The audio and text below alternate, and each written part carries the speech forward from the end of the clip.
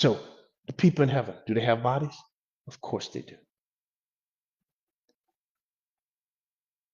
All right. What's the other scriptures I have here? Didn't expect to spend the whole time there, but let's go here. Revelation 5.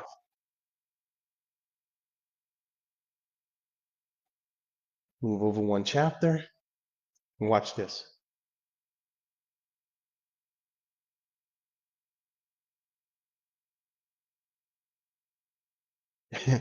Look at this.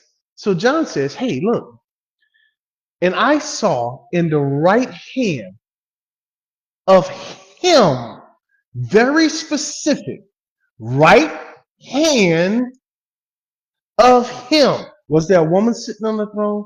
No. No. How do I know that? Because John was an eyewitness. He told me it was a man. He sat on a throne. There was a scroll. Now, this person on the throne had a hand. Did he see the Father? Did he see God? Of course not. Why not? Because God is invisible and the spirit don't have hands. Did he see God? Of course he's seen God. He's seen the only God anybody else is going to see. Who is that? He's seen Jesus, the man who does have a hand. So he's seen this angel proclaiming something. Now look, John says, I saw. What did he see? He's seen an angel. John saw an angel. Angels are spirits, right? Yeah. Do they have bodies? Apparently this one did. How do I know that? Because John saw it. Spirits don't have bodies. All spirits are invisible. So if John saw a spirit, then that one's not invisible. The only way he can see an angel is that the angel must have a body. And the angel had a voice.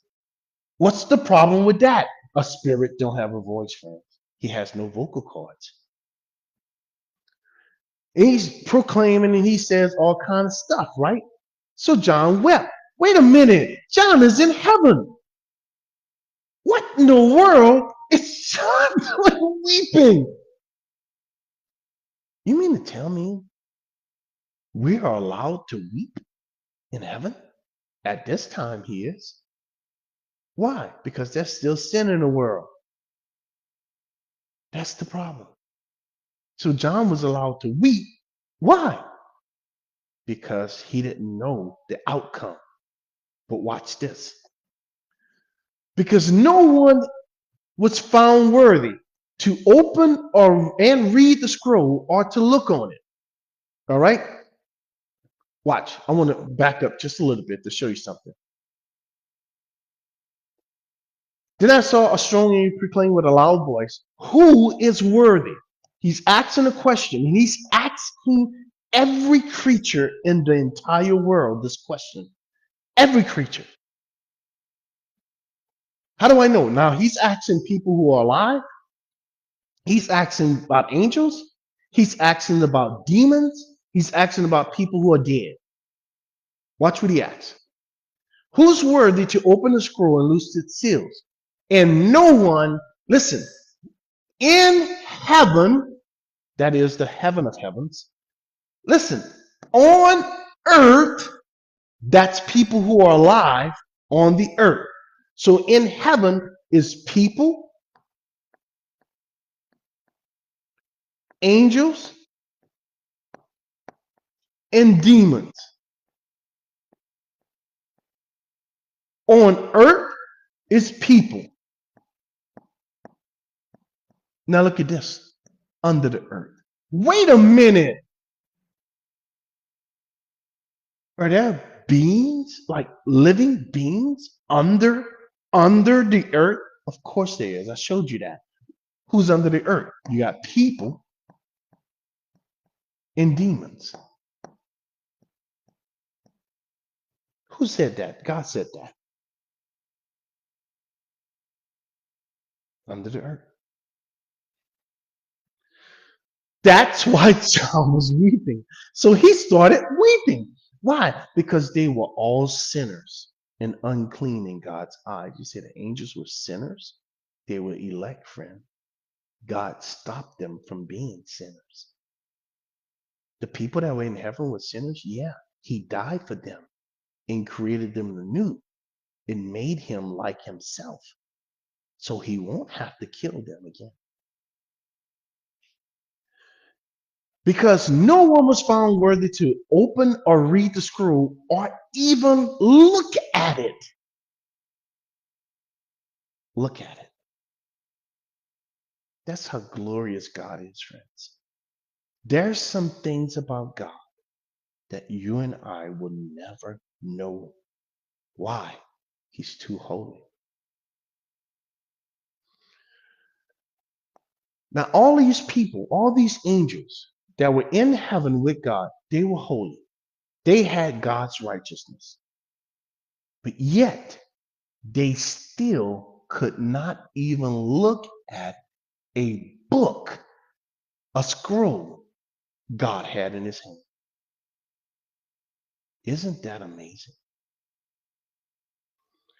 But one of the elders, now John wept, and he wept a lot, according to John. But watch what happened. One of the elders said to me, so the elders recognized John. One of them started having a conversation with John. Why in the world was the elder not weeping right along with John? Because he's in heaven. And we know in heaven as we are known. Did he know something John didn't know? Of course he did. What did he know? He said, hey, stop your weeping, man. That ain't necessary.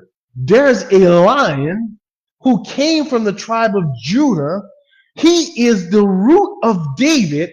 He has already prevailed. He's conquered already. How in the world did the elder know that? Because it's revealed to him. He can know things in heaven and pronounce things in heaven that no human can. Paul said he heard some stuff in heaven that he couldn't come back and tell me and you about. He's seen some things in heaven that he couldn't come back and share with us. Why not? Because God wouldn't allow it.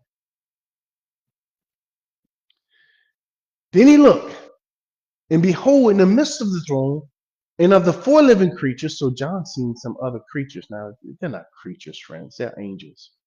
Who did he see? He seen the seraphim. And in the midst of the elders stood a lamb. And this lamb was like he was slain. It's talking about the body of the man. And he was filled with the Spirit of God.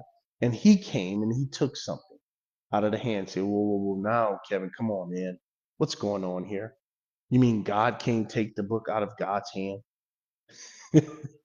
Folks, look, you have to look at this from God's point of view. He's giving John the conclusion of the revelation that he gave to the prophets. The root of David comes from a prophecy. From the tribe of Judah comes from a prophecy. He's going to be like a lion, comes from a prophecy. So what is God doing? God is tying all the prophecies together so that it can make sense to me and to you and to John. So he won't go around weeping. And so that you and I won't go around weeping and losing hope. Okay. I can't.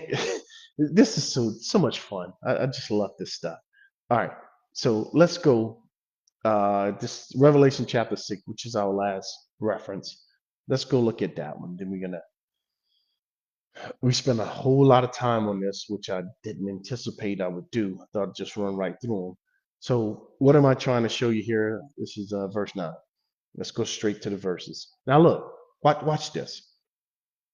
Okay. Now this is essentially another age. This is two ages interacting with each other. So Kevin, what do you mean by that? Let me show you. So what I mean is this right here.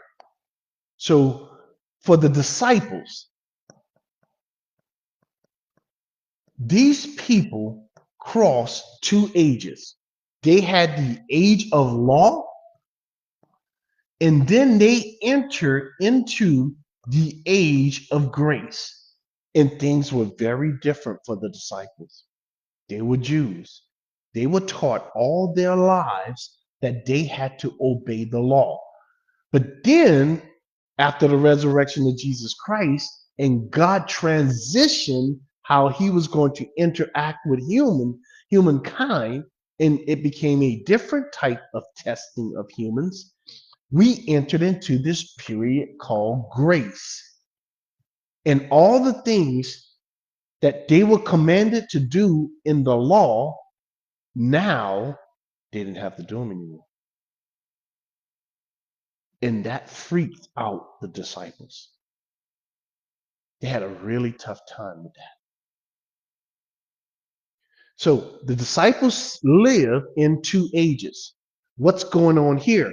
Now you have, when John is here, John sees an age of grace coming to an end, and he's now seeing the tribulation, the age of tribulation beginning, that 7-year period of tribulation. He's also traversing two ages. And that's what you see going on right here. The people that we're about to see and talk about right here, where are these people coming from? These people are coming from the age of the tribulation. They're not coming from the age of grace. The age of grace is now closed. The age of grace in Revelation closes in chapter 3. So in Revelation chapter 3, the age of grace comes to an end. Starting in chapter 4, the tribulation starts, and it goes all the way to the end of the chapter, into chapter 20. It's also called the day of the Lord, which includes the millennium, the 1,000-year reign of Christ, and into the eternal thing. So anyhow, the age of grace starts with the resurrection. So after the resurrection, that's when you have the age of grace. Okay? So there you have it. Now, let's look at this, and we're going to conclude with this. When this he happens to be Jesus. Remember, he has the scroll now. He opens the fifth seal. He saw, John's again, he's an eyewitness. I saw under the altar. Now, listen, folks. Let me ask you a question. What is that? What is this altar John is making reference to? Do you know? And look, please don't take this as if I'm belittling you. I'm not. What I'm doing here is trying to get you to understand how important it is that if you don't know what this right here, the altar that John is making reference to, you need to stop. Don't read on. Stop. Time out. You need to go find out what altar he's talking about. Because if you don't, you know what you're going to do? You are going to guess. And you're going to guess wrong. That's where people make fatal mistakes when it comes to reading the book. You can't do that because that error never goes away. And everything that's related to this altar, you're going to get wrong until you come back and figure out what that altar is. Now I'm going to show you what it is. This is what he's talking about right here. This altar, I can't blow it up. So there's some articles inside of this temple. There's this lampstand, number 5. There's this lampstand right here. There's this table, number 7, table of showbread, where they had loaves of bread there, Christ being the bread of life, and the lampstand is Christ being the light of life.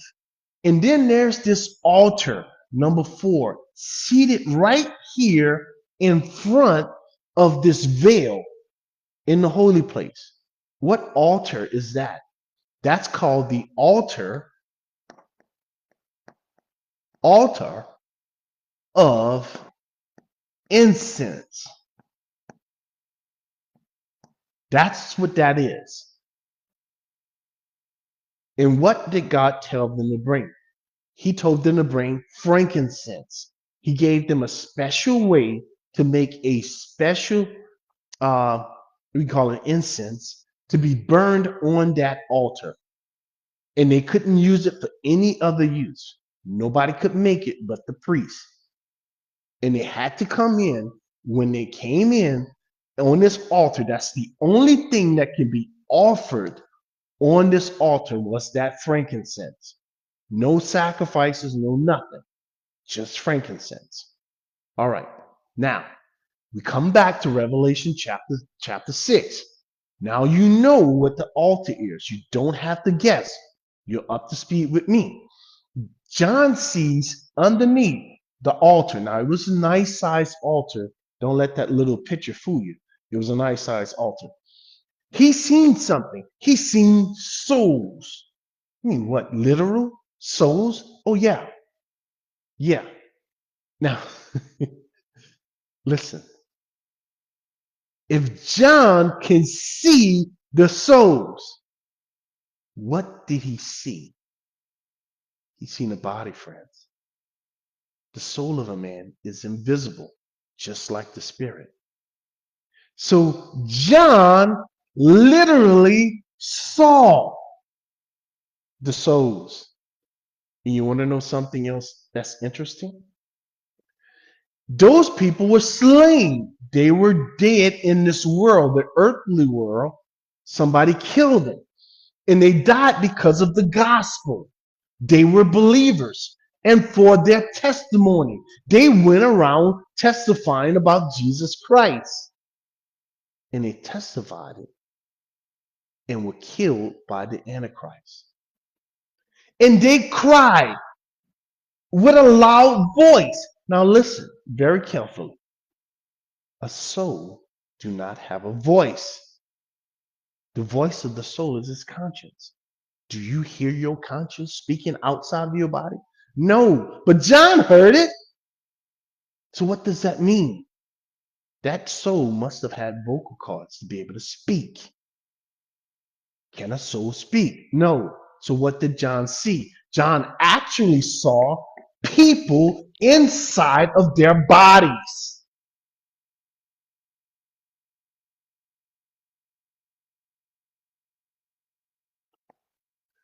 And they asked the question, how long, O Lord, holding true until you judge and avenge our blood on those who dwell on the earth?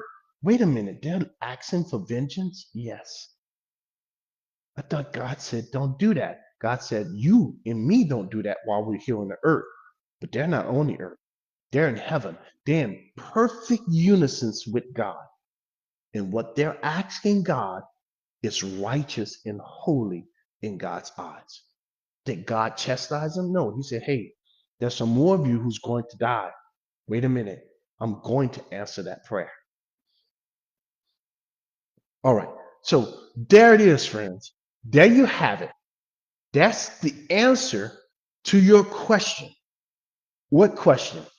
Do people who have already died currently have bodies?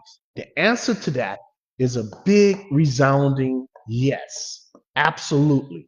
Why? Because there are at no time any disembodied spirit. Everybody have spirits. Everybody have bodies at all times. And I just proved it to you through the scriptures. Okay, friends, we're going to end it there. And I hope you guys have a wonderful night. Take care.